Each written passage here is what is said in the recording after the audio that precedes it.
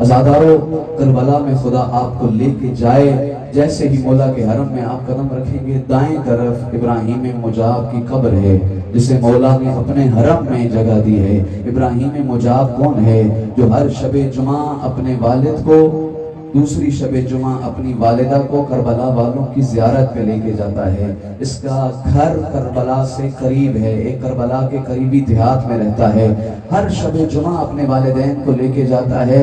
ایک شب جمعہ والد کی باری تھی کہ ہم نے زیارت پہ جانا ہے، والدہ نے، بوڑھی ماں نے اصرار کیا، بیٹا میں بھی جاؤں گی اور آج ہی جاؤں گی، اللہ نہ کرے میری زندگی ختم ہو جائے اور میں کربلا کی ایک اور زیارت سے محروم ہو جاؤں، بیٹا میں نے آج غریب زہرا کی زیارت پہ ضرور جانا ہے۔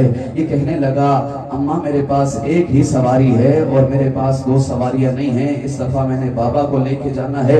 جب ماں نہ مانی نا تو کہنے لگا ٹھیک ہے اماں۔ والد کو سواری پہ بٹھایا، ماں کو اپنے دوش پہ بٹھایا اور کربلا والوں کی زیارت پہ چل پڑا۔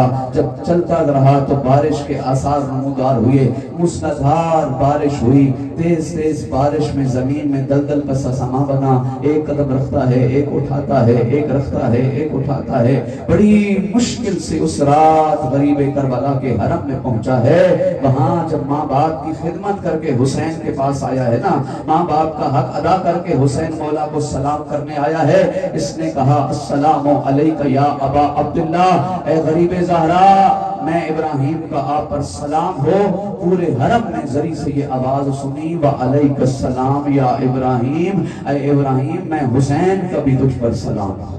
لقب ملا ابراہیم مجاب، اتنی بڑی نعمت عطا کی کہ آج بھی وہ کربلا والوں کے ساتھ سو رہا ہے، آج بھی اسے حسین نے اپنے حرم میں جگہ عطا کی ہے۔